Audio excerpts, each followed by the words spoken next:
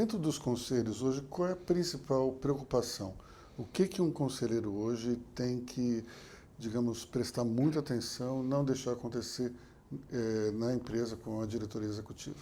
Sabe, Aloysio, eu acho que a gente passou um pouco de tempo demais focando o conselho de administração nos aspectos financeiros da organização. Eu acho que o ideal hoje é que as empresas tenham um sistema de escolha, tanto de conselheiros quanto de executivos, que promovam uma diversidade e que Diversidade, você diz, de formação? De formação, a diversidade, enfim, de gênero qualquer outra diversidade que não seja essa, está ligada intimamente à questão de você colocar habilidades e conhecimentos diferentes complementares. Eu acho que a gente teve muito tempo focando no financeiro. Eu acho que a gente tem que moldar um pouquinho mais esses conselhos e essas diretorias para a multiplicidade de conhecimento, para que a gente... Isso é minimizar risco, né, Aloysio? Uhum. Isso é minimizar risco. Quando você junta conhecimentos diferentes, você tem uma ótica diferente de olhar o problema, né? E você pode trazer fatores que talvez não tenham sido pensados por alguns determinados membros da gestão. Essa diversidade, você está querendo dizer que tem que ter mais gente, talvez, com a formação, sei lá, holística, mais de humanas, para enxergar um pouco, talvez, os aspectos que uma pessoa vindo do mercado financeiro não conseguiria? Eu acho que tem gente que tem essa capacidade, mesmo desenvolvido as suas atividades no mercado financeiro. Eu não quero dizer que o mercado financeiro forma gente que olha só de um viés. Muito pelo contrário. Eu acho só que as características das pessoas, não necessariamente a formação é parte da característica. A formação vai levar o executivo a um determinado... a determinadas habilidades, determinadas facilidades de entendimento do mundo. Então, o que eu acho, por exemplo, é que a gente não tem que ficar... a gente deu muita importância a conselheiros e executivos que olhassem do ponto de vista financeiro a empresa, e a gente perdeu um monte de outros aspectos estratégicos, por exemplo. Gestão de risco, por exemplo. Hoje estamos aí vivendo um momento difícil do país em questão de gestão de risco. Então, eu acho que a gente... Setor público e privado. Setor público e privado, não, claramente. Então, o começo de ano muito complexo em geral. Então, eu acho que a gente as empresas deveriam ter um sistema de escolha, um sistema de colocar de pé um conselho de administração e uma diretoria que privilegie a complementaridade dos seus membros. Por que é tão difícil fazer uma gestão de risco no Brasil? Eu sei que você, na Elibras, na Airbus, teve várias experiências de situações de crise, né, de imagem, enfim, situações muito complicadas. Por que é tão difícil? Por que as empresas geralmente erram a mão? Só te fazendo um pequeno adendo aqui, risco de imagem é uma coisa que eu acho que não existe. Quando você fala risco de imagem, já foi.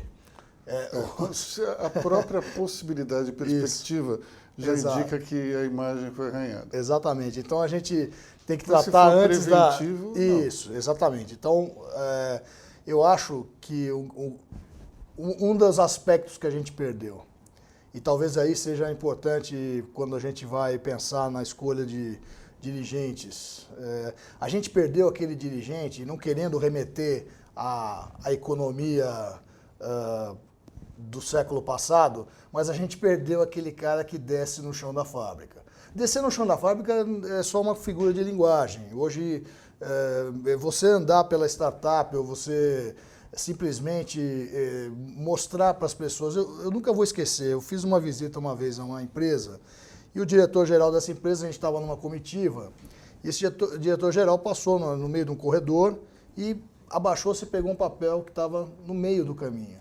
Ninguém viu o papel ali.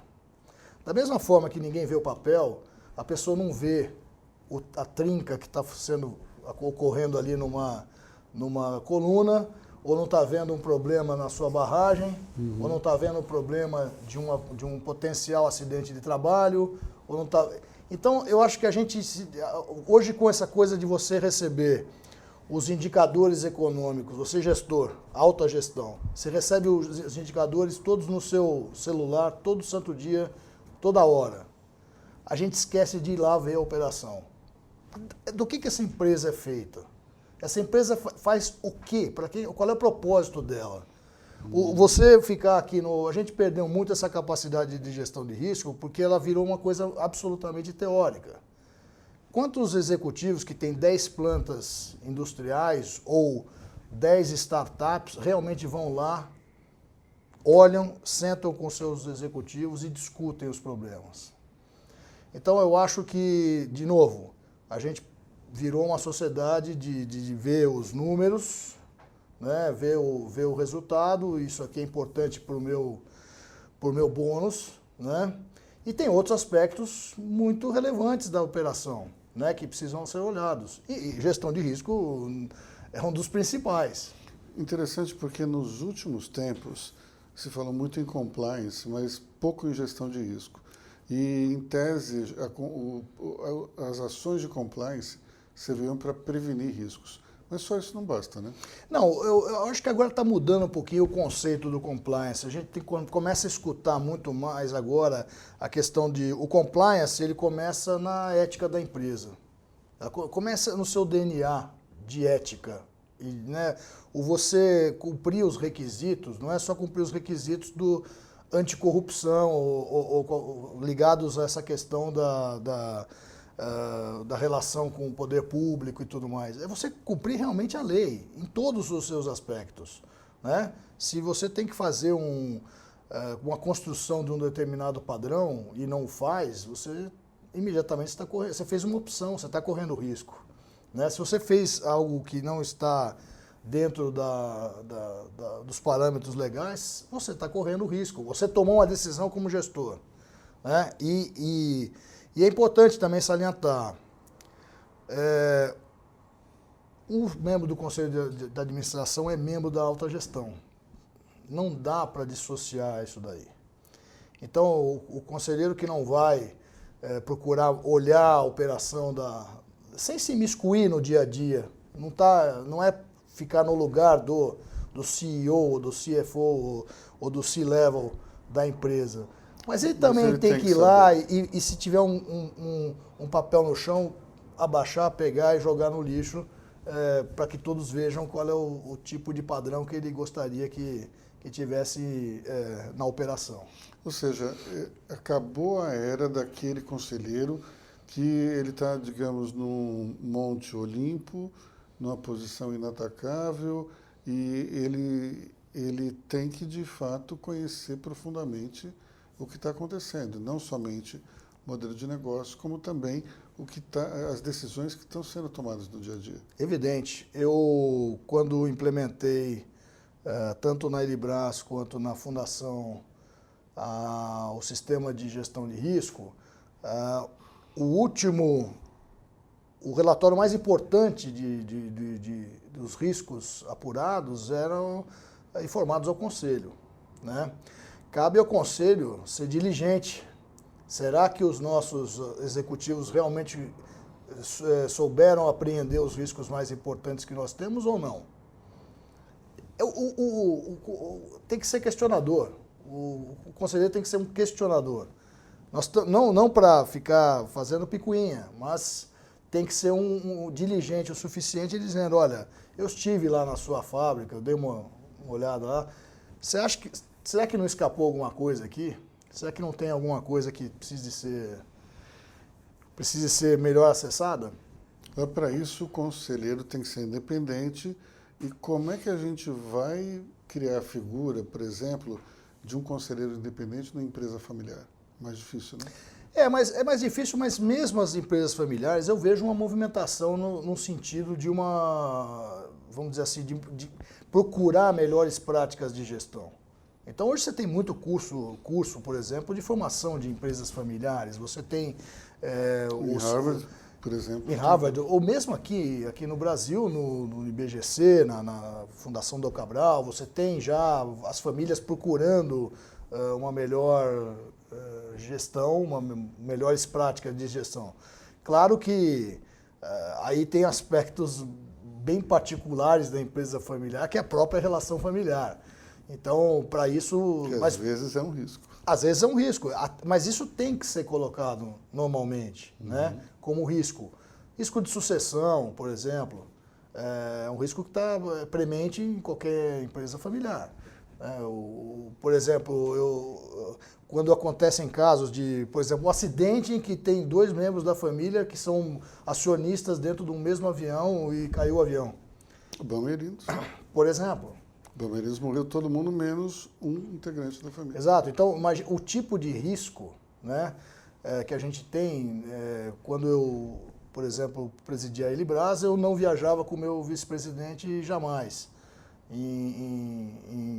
no mesmo helicóptero ou no mesmo avião. A gente ia sempre em voos separados. São essas coisas que tem que, né, que tem que pensar. E para isso você precisa de cabeças diferentes. Não pode estar todo mundo pensando na mesma direção, senão o resultado vai ser... Você só vai ver uma parte do problema. Mas dentro dessa questão da gestão de crise, tudo parece ser melhor, ou pelo menos melhor executado, quando você antecipa tudo. E para isso ter um manual é importante, não é? Sim, hoje, sem dúvida nenhuma. Uma das coisas... Não adianta você tentar juntar gente para responder uma crise a hora que ela já aconteceu. O ideal é que você tenha construa, porque também é o seguinte, né, Luiz? Cada empresa é uma empresa, cada país é um país.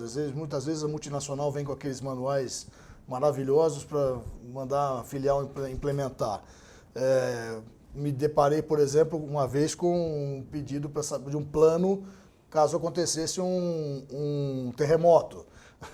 No Brasil, evidentemente, que a gente não acontece isso, mas a natureza tá pródiga em fenômenos complexos. O que se faz quando você tem uma enchente na tua fábrica e para a produção? Para onde você vai direcionar a tua produção? O que você vai garantir para o menor número de dias possível parado? O que você vai fazer para garantir o valor do teu estoque? O que você vai fazer com a integridade física do teu pessoal? Tudo isso tem que estar previsto. E não é na hora que você consegue fazer. Uhum. A morte de um executivo, por exemplo, isso pode ser um problema difícil de você gerenciar. Pois é, eu infelizmente vivi isso daí com o meu CFO na Elibras, mas tínhamos também acabado de construir o manual de crise e pudemos em muito pouco tempo, na medida do possível, porque são tragédias, né? Muitas vezes. Isso aí foi uma tragédia. Um negócio que... Mas em muito pouco tempo, pelo fato da gente estar com tudo muito fresco na cabeça, um manual bastante consistente, um certo treinamento e tudo mais, a gente conseguiu em poucas horas dominar o problema e, na medida do possível, minimizar o impacto para a empresa. Os gestores de crise sempre dizem que é importante você tomar a frente de uma determinada crise no sentido de liderar a narrativa. Isso ainda funciona ou você acha que não é mais possível em função das redes sociais, da interferência direta no público? É bem mais difícil hoje, né? É por isso que, num primeiro momento, a condução de um gabinete de crise normalmente não é a condução do CEO. O CEO ele tem que permanecer pelo menos por algumas horas, vamos dizer assim, recebendo informações. Então a condução do gabinete de crise tem que ser escolhido alguém dentro da organização, depende muito da característica da organização, e o CEO ele tem que estar sabendo do que está acontecendo, porque em algum momento ele vai ter que ser o líder da crise. Não tem jeito, ele não pode delegar isso para ninguém. Mas ele deverá estar suficientemente municiado de informações antes de aparecer em público, porque justamente por isso tudo que você falou. Hoje a transparência é tamanha que alguém vai buscar alguma informação lá de que faltou o documento X num problema de deslizamento, por exemplo, né? E que isso aí passou desapercebido. Então, tem que ter a liderança é importantíssima, só que ela tem que ser após uma compilação grande da situação que as pessoas tragam vamos dizer assim, a consciência situacional para o líder da organização. Eu sei que é muito difícil generalizar, mas vamos pensar numa tragédia muito grande. Uhum. Você acha que o CEO deve ser o porta-voz da empresa ou a empresa deve ter um outro porta-voz? Num primeiro momento, eu sou contra o CEO ser o porta-voz da empresa. E depois, mas de qualquer maneira, Aloysio, eu acho que varia muito do tipo da indústria, do tipo do business, e como isso pode, e da dinâmica do momento.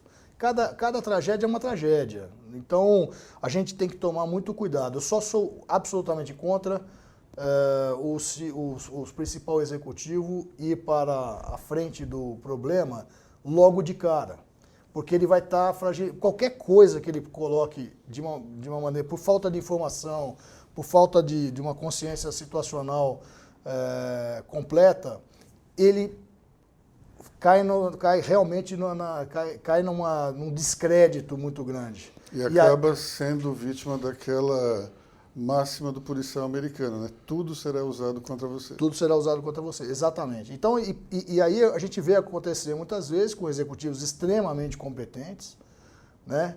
E que por causa de uma puxada de tapete, assim, por falta de não ter conseguido compilar tudo e ver todos os aspectos, ele acaba sofrendo por causa disso. Dentro dessas crises que você acompanhou, você enxergou o quanto isso marcou a vida pessoal dos executivos? Mas não tem a menor dúvida. Como a maior parte dos meus amigos sabe, eu era presidente da Airbus no acidente do Airbus aqui da TAM, em Congonhas. Estava acumulando a presidência da Airbus com a da Elibras quando aconteceu o acidente do Airbus Rio-Paris e fora alguns outros acidentes na área de helicópteros, culminando inclusive com o acidente do Thomas Alchemy. Então, cada uma desses problemas, cada uma desses acidentes gera toda uma gestão de crise e eu vejo que isso necessariamente marca. Você não tem como você estar à frente de uma empresa e ter casualidades, ou mortes ou coisas desse tipo numa das suas atividades e você sair completamente ileso. Né? Foi o que aconteceu aqui, por exemplo, na TAM. Né? São 200 e tantas pessoas. Não existe um executivo que possa sair completamente imune. Né? Você muda a sua vida para sempre, você muda a sua vida, a sua maneira de pensar sobre vários aspectos. Tem gente que começa a correr maratona, tem gente que vai procurar um apoio na religião, mas é muito difícil você ter uma frieza diante de fatos dessa natureza. Como é que você viu essa tentativa desses executivos de superar o problema? Você está dando exemplos aleatórios ou exemplos que você observou? Não, são exemplos que eu observei mesmo. Gente que, por exemplo, se redescobriu no esporte, né? Redescobriu se apegando a questões mais religiosas e até mudando completamente o seu estilo de vida. Então, gente que era workaholic completo e resolveu dar um outro sentido à vida, sair para viajar ou sair para... Mas é muito complicado, porque isso afeta necessariamente a família,